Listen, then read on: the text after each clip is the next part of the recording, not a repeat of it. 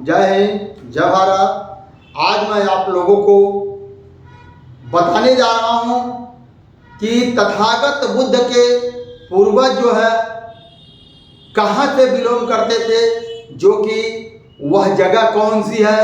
उनके पूर्वजों का यूं कहा जाए तो उसका नाम आज का गोरखपुर है, जो कि गोरखपुर का नाम 8 बार बदला है। दोस्तों, मेरे सभी बुक समरी फिशरमैन इंडिया के चैनल के दर्शकों को मेरा सादर प्रणाम, नमस्कार। दोस्तों, आज आप लोग वीडियो के अंत तक बने रहिए। जरूर जानेंगे कि महात्मा बुद्ध के पूर्वज कौन थे और वह अगर गोरखपुर के थे, राम ग्राम के थे, तो राम ग्राम से गोरखपुर कब बना और कैसे बना, इसको विस्तार से आप लोगों को आज बात को बताया जाएगा। आइए, सर्वप्रथम गोरखपुर का छठी ईसापुर में गोरखपुर का हमारा नाम राम ग्राम से जाना जाता था। राम ग्राम से जाना जाता था, जो कि उस टाइम का राजा कौन था और कहाँ तक थे। उस टाइम का राजा जो है महात्मा बुद्ध के पूर्वज राजा महासम्मत थे। उस टाइम का महात्मा बुद्ध के पूर्वज का राजा का नाम था महासम्मत था। अब आइए, उसके बाद पिपली वन पड़ा। उसके बाद बहुत लंबे समय तक रामग्राम था, लेकिन उसके बाद हमारा जो है पिपली वन पड़ा। पिपली वन चंद्रगुप्त मौर्य के समय में यह उसका नाम पिपली वन रखा गया। चंद्रगुप्त मौर्य के द्वारा इस नामों को रामग्राम से बदल करके पिपली वन रखा गया। तो उस टाइम आप लोग जान लीजिए, ये पिपली वन पड़ा, ये चंद्रगुप्त मौर्य के समय पर पिपली वन पड़ा। लेकिन राजा महासम्मत ओकाक और जयसेन के अगला राजा सिंघनु होते हैं, और सिंघनु का पुत्र जो है वो राजा सुद्धोधन होते हैं। तो राजा सुद्धोधन तक जो है महात्मा बुद्ध तक इस गांव का नाम रामग्राम, इस शहर का, इस राजधानी का नाम रामग्राम था। उसके बाद चंद्रगुप्त मौर्य का जब शासन होता है, इन्हीं के वंश में, महात्मा बुद्ध के ही वंश में पैदा होते हैं। इनके बाद चंद्रगुप्त मौर्य, जो कि चंद्रगुप्त मौर्य जब पैदा होते हैं तब इसका नाम पिपली वन पड़ता है। पिपली वन पड़ता है। पिपली वन के बाद गोरखपुर का नाम पड़ता है गौरक्षपुर। पिपली वन के बाद गोरखपुर का नाम पड़ता है गौरक्षपुर। और गौरक्षपुर जब नाम पड़ता है तो गौरक्षपुर इस आज भी आप लोग देखेंगे गोरखपुर में गोरखनाथ मंदिर के तरफ के एरिया को गौरक्षपुर कहा जाता है। उस एरिया को आज भी गौरक्षपुर कहा जाता है। यूं बताया जाता है कि कोई राजा इधर से गायों को लेकर के जा रहा था काटने के लिए, और जो यहाँ के पिपली वन के जो राजा थे, उन लोगों ने उसे लड़ाई लड़ करके गौओं की रक्षा किया, और गौओं की रक्षा करने के बाद गोरखपुर का नाम गौरक्षपुर पड़ा, यानी पिपली वन से बदल करके गौरक्षपुर पड़ा। उसके बाद गौरक्षपुर के बाद जब मुगल शासक का आगमन होता है तो सूबे शर्किया पड़ा, जो कि वहां तक गौरक्षपुर था। गौरक्षपुर के समय में था क्या, जो हमारे गोरखपुर जब मुगल शासक का भारतवर्ष में आगमन चालू हो गया तो उस टाइम का जो गोरखपुर को बचाने के लिए यहाँ का शासन काशी राजधानी से चलता था, जो कि राजधानी से चलता था। राजधानी के बनारस के राजा गोरखपुर में आकर के एक किला बनवाते, उस किले का निर्माण करते हैं, जो आज भी वह बसंत सराय के नाम से जाना जाता है। बसंतपुर है, वह बसंतपुर है। राजा बसंत के नाम से मान सिंह राजा ने जो है बसंत सिंह केवट थे, वह जो बताया जा कई वंशावलियों में मिलता है। ये वंशावलियों का आधार पर मैं बता रहा हूँ। तब इसका नाम जो है उस टाइम पर तक जो है इसका नाम गोरखपुर पड़ा, और वह अपने गोरखपुर को मुगलों से बचाने के लिए जो किला बनवाए, आज भी मोती जेल है और आज भी बसंत सराय है, जो कि मोती जेल में एक बहुत बड़ा विशाल पाकड़ का पेड़ है, और उस पाकड़ के पेड़ में अंग्रेजों के द्वारा एक एक बार में 100 आदमी को फांसी दिया जाता था।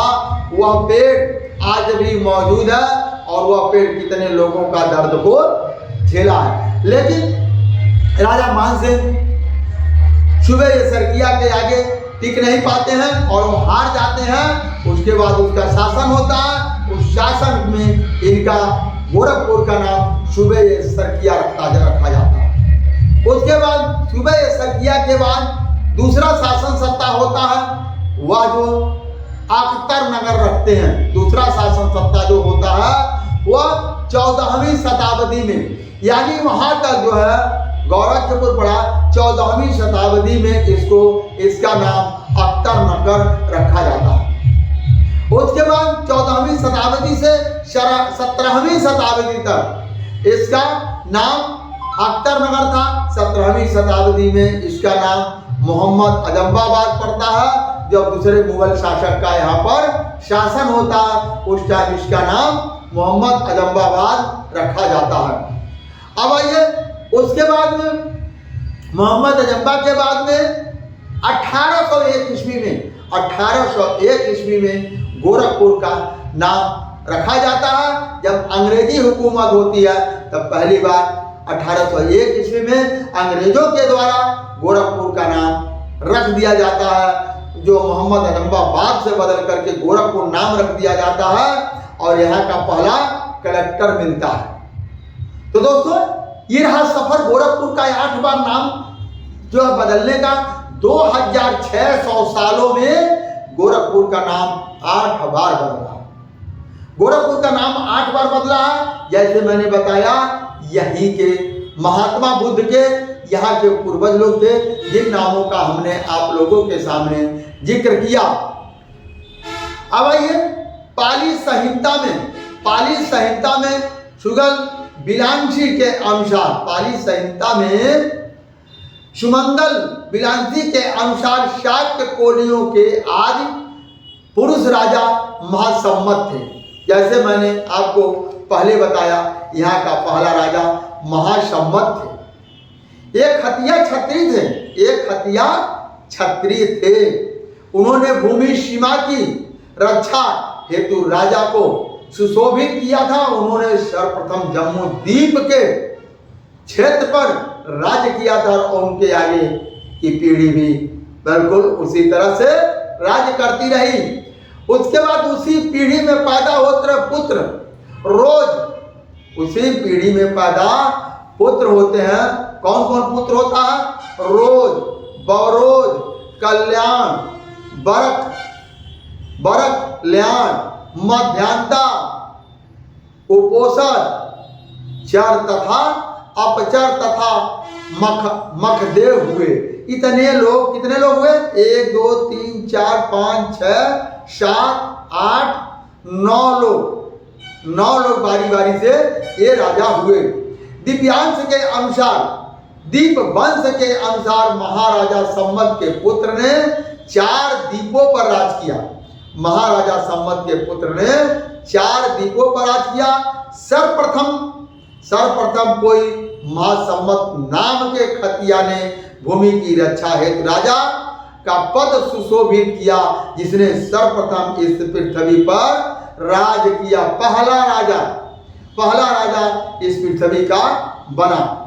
अंगिरिश, रुचि। अब देखिए, ये जो हुए पहला राजा हुए महाराजा महासम्मत के पुत्र के बाद इस वंश में 22 राजा हुए। 22 राजाओं में कौन कौन हुआ? चर, उपचर, चैत, महिषर, मुच्चल, महा, मुच्चल, मूल, मुचलेन, सागर देव, भरत। आंगिरस, रुचि, महारुचि, प्रताप, महाप्रताप, परांग, महापरांग, सुदर्शन, महासुदर्शन, नेहरू। नेहरू जो थे वो प्रथम, नेहरू द्वितीय। इसमें आज राजाओं की संख्या के वर्षों तक इन लोगों ने राज किया है।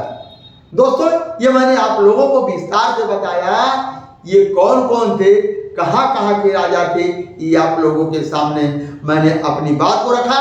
दोस्तों अगर हमारी बात को समझ में आया हो, आप लोग वीडियो के अंत तक बने रहे, इसके लिए आप लोगों का बहुत बहुत धन्यवाद। हमारी इस बात को समझ में आया हो, गोरखपुर का नाम 8 बार बदला, ये राजा कौन कौन हुए, तो आप अवश्य कमेंट बॉक्स में अपना सुझाव और विचार लिख करके दीजिएगा। दोस्तों धन्यवाद, नमस्कार, जय हिंद, जय भारत।